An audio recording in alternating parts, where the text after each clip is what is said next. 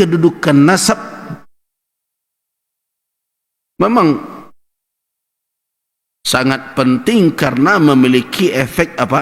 Dampak kepada hukum yang lain. Berdampak kepada kewalian, berdampak kepada perkara pernikahan, berdampak kepada kewarisan.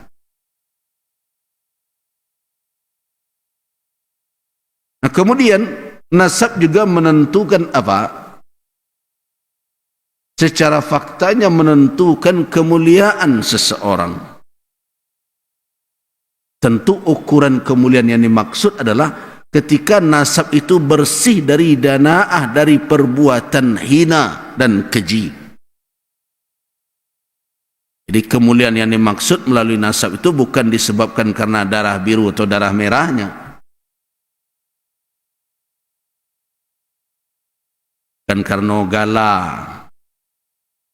dan keturunan dari orang berkelasnya, tetapi ketika nasab itu bersih dari apa?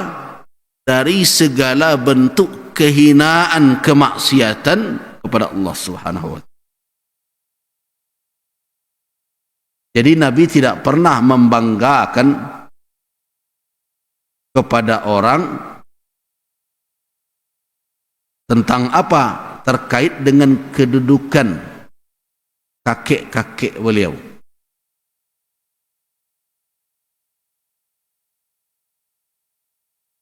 Yang dibanggakan adalah kebersihan nasab itu dari segala hina. Yang dibanggakan adalah kemuliaan-kemuliaan dari orang-orang yang berada dalam nasab itu yang dipuji di dalam syariat. Keberanian, kepahlawanan. Tapi tentu tidak berhenti pada sebatas bangga saja. Sebab seorang pemuda tidaklah dikatakan hebat kalau terus mengatakan ini bapak saya. Seorang baru dikatakan dia sukses ketika dia berani tampil, inilah saya. Laisal fata man qala hadha abi, begitu. Walakinnal fata man qala ha ana. Seorang pemuda bukanlah dia pemuda yang hebat kalau dia mengatakan ini bapak saya. Saya keturunan si anu, bapak saya begini begitu. Muda yang sebenarnya itu yang mengatakan ini saya. Dalam bentuk apa? Mendorong agar setiap generasi itu berkarya, berbuat yang terbaik itu.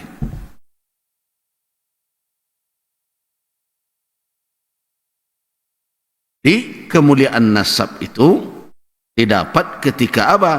Ketika jalinan atau silsilah nasab itu tidak dihinggapi oleh apa? Oleh kehinaan, kemaksiatan. Nah, itu yang dikatakan oleh Nabi sallallahu alaihi wasallam, "Wulidtu min nikah ma wulidtu min sifah." Saya terlahir melalui pernikahan, bukan terlahir melalui apa? Melalui perzinaan. Wulidtu min nikah ma wulidtu atau la min sifah. Saya terlahir dari jalur pernikahan, jadi tidak ada dalam silsilah beliau itu yang anak zina. Semuanya anak pernikahan. Nah, ini jadi catatan itu. Jadi kalau mencari menantu, nasab yang kena cari itu janda jali apanya. Na'udzubillah, kita berselindung kepada Allah dari bercampurnya nasab dengan perbuatan kemaksiatan.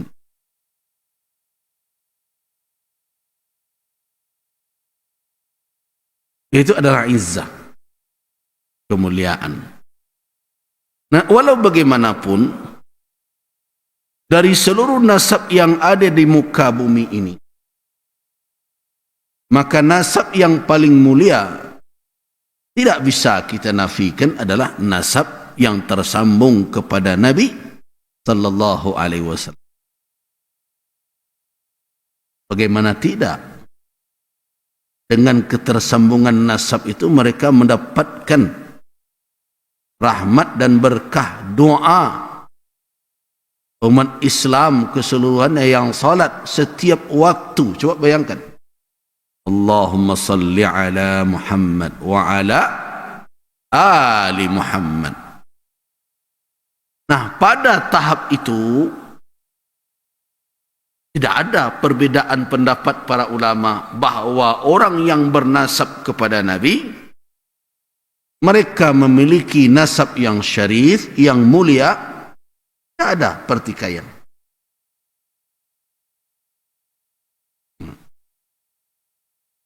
Walaupun nanti ada perbedaan dalam implementasinya. Jadi ingat ya, ketika ada sekelompok orang tidak mempercayai si fulan itu tersambung nasabnya kepada Nabi, itu tidak otomatis orang itu merendahkan kedudukan nasab kepada Nabi. Ini perlu diingatkan itu. Ketika ada orang misalnya si fulan mengaku dia keturunan Nabi, nasab kepada Nabi, kemudian ketika dipelajari oleh orang lain itu sangsi bahwa dia bernasab kepada Nabi dengan alasan-alasan tertentu, karena jarak yang sudah sekian lama,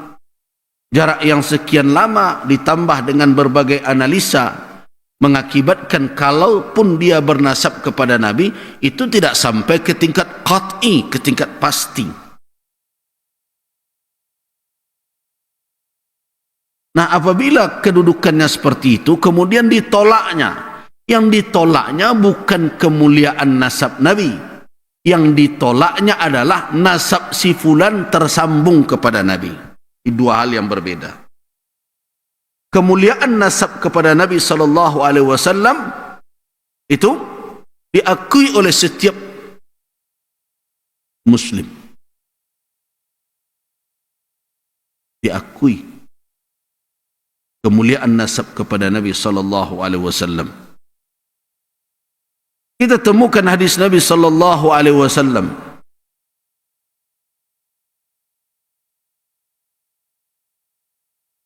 dengan turuk, dengan jalur yang banyak, di mana Nabi sallallahu alaihi wasallam bersabda, kullu sababin wa nasabin munqati'un yawmal qiyamati illa sababi wa nasabi. Setiap sabab dan nasab akan terputus di hari kiamat kelak, kecuali sabab dan nasab yang bersambung kepadaku.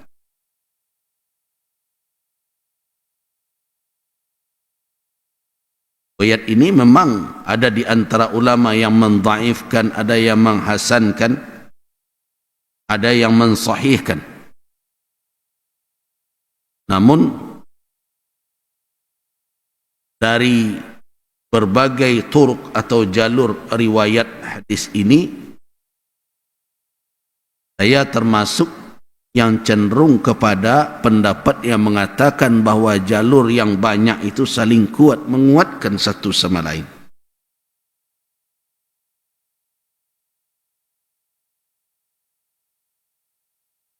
Yang dikatakan nasab adalah keturunan melalui jalur kelahiran. Yang dikatakan sabab adalah keterikatan melalui jalur iparbisan.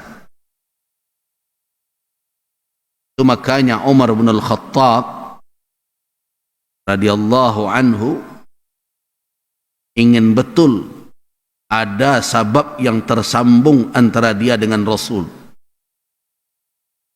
walaupun anaknya telah menjadi istri Rasulullah. Siapa? Anak Umar, Hafsah. Nah, Umar ingin pula tersambung melalui apa? Melalui ada dari istrinya yang keturunan Rasulullah sallallahu alaihi wasallam. Karena itu dia nikahi anak Ali bin Abi Thalib. Banyak yang berfikir lebarau Umar.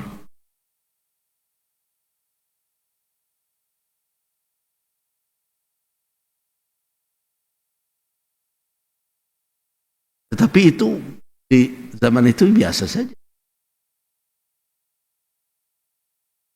Nah, coba bayangkan sekarang orang Syiah memilah-milah sahabat hanya karena alasan yang hanya sebatas dugaan semata, karena tidak menyerahkan kekhilafahan kepada Ali bin Abi Thalib radhiyallahu anhu yang mereka yakini berdasarkan kepada dalil-dalil mereka pula bahwa Ali adalah wasi yang menerima wasiat, dan itu ditolak oleh Ahlus Sunnah wal Jamaah. Nabi tidak ada mewasiatkan siapapun setelah beliau wafat untuk menggantikan beliau. Karena itu para sahabat bersepakat dengan membaiat Abu Bakar As-Siddiq sebagai khalifah Rasulullah sallallahu alaihi wasallam. Nah, orang Syiah marah betul ini pada Abu Bakar, pada Umar bin Al-Khattab.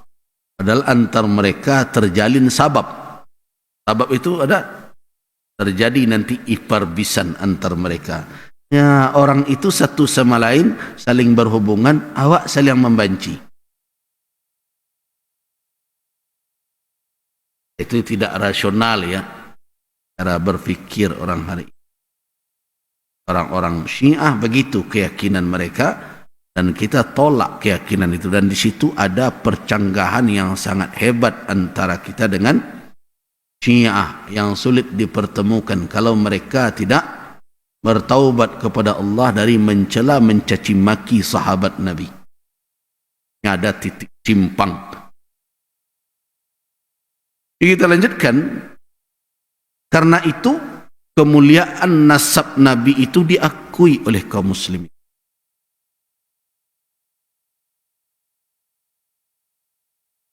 Bahwa bernasab kepada Nabi itu adalah kemuliaan. Namun ketika diterapkan si fulan keturunan Nabi, si fulan keturunan Nabi, dalam hal itu bisa terjadi perbedaan. Kenapa?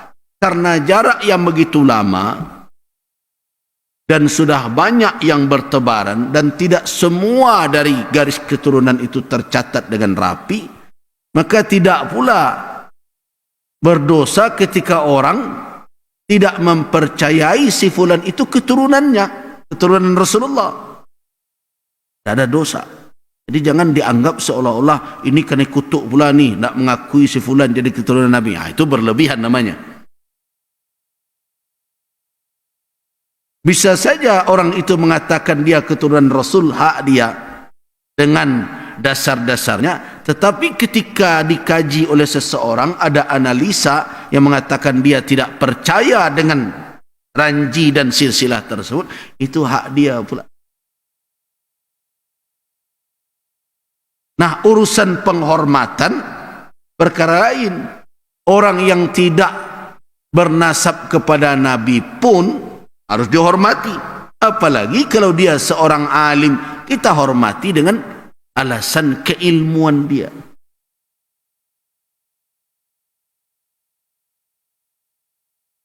Tetapi menjadikan alasan nasab tersambung kepada Nabi sallallahu alaihi wasallam di zaman sekarang sebagai hak privilege ya, sebagai hak istimewa terhadap umat. Nah, ini yang saya lihat ada ghulu, berlebih-lebihan hari ini. Mentang nasab kita bersambung kepada Nabi, terus orang seperti di ujung tunjuk kita saja. Kalau orang bersalam tidak cium tangan tu punggung tangan awak cucu yang kebuncong orang. Sedikit saja orang membantah, diancam dia akan masuk neraka karena menentang kita keturunan Nabi. Nah, ini ghulu namanya.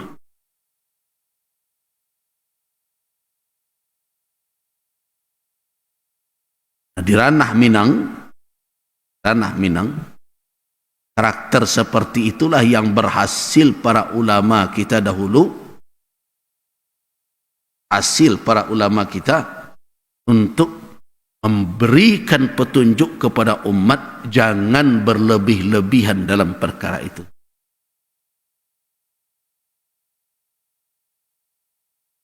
Kita tidak berlebih-lebihan, tidak ghulu di dalam menyanjung, memuji orang-orang tertentu, bahkan kepada ulama pun kita tidak berlebih-lebihan. Ya, ngajak kita semua pertahankan karakter seperti itu. Kita hormati ulama kita hormati tokoh kita dengan apa? Dengan kebenaran dan keilmuan yang mereka sampaikan. Jadi tidak banyak di ranah Minang, guru habis ngaji barabui siswa ye minumnya, mana tahu lagi flu dia. Mindah flu awak. Bertahanlah seperti itu, kita hormati secara keilmuan. Walaupun ada sebagian orang sekarang ini yang mencoba membangkitkan itu kembali di ranah Minang. Nah, itu tradisi mencium tangan bermacam bagi kita itu yang banyak kepada orang tua kita. Ya, kepada guru kalau anak-anak berbagai macam. Sudah dewasa kita hormati, kita dengan sebab menghormati ulama itu bukan dengan membungkuk-bungkuk kepadanya. Menghormati ulama itu dengan mengamalkan nasihatnya. Aku nuak mengguk-angguk, bungkuk-bungkuk mukanya. Tapi nasihatnya tidak kita peduli. Nah, karakter ini tumbuh di ranah Minang sesuai dengan karakter orang Minangkabau sendiri dalam hubungan mereka di dalam masyarakat. Orang Minang kalau mereka menghargai orang lain cukup dengan pernyataan dan kalimat. Jadi tidak mengangguk-angguk, membungkuk-bungkuk. Lai mencalik orang baradek. Baca orang menghormati orang lain. Waduh, datuk nan datang dari Alek misalnya. Membungkuk-bungkuk kan? Tidak. Siapapun yang datang, makanya diimbau saja dalam persembahan. Mana datuk itu. Wanita lah tuak. Nah, tambah tibo kepada datuk. Nah, begitu saja orang Minang menghormat. Tambah itu artinya mempersembahkan penghormatan. Bukan menyembah dalam makna menyembah Allah, bukan. Nah, begitu. Nah, ini juga tercermin dari tradisi Minangkabau ketika raja orang Minangkabau itu tidak punya singgasana. Minangkabau tidak bersinggasana rajanya doh. Itu tidak kita temukan singgasana raja di Minangkabau. Kan banyak raja-raja dewa dari Pagaruyung, kemudian bara banyak sapi balahannya. Arah ke Solo saja ada Raja Alam Surambi Sungai Pagu. Pakai singgasana? Tidak. Yang nambah beda nanti adalah pakaian deta saja. Duduknya di mana? Tetap di lantai saja. Paling kau dia alih di kasus.